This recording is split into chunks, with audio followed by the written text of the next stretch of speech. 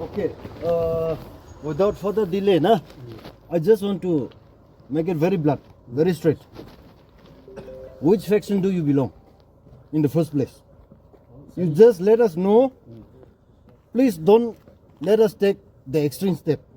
Just let us know what faction you belong, what rank or what position you hold, and that will be fine. I think you're from IM. Hello? No, I'm not from IM.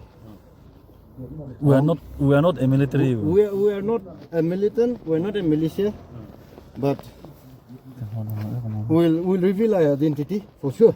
We'll be honest enough with that. No problem. Okay, so which section do you belong? Not exactly faction, but then we are from the Sioux groups.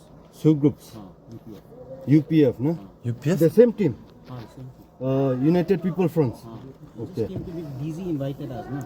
Because he came from Delhi. He said he's coming with us. Okay. You are from the UPF, and may I know you are in the military wings or in the civil wings? Civil wings.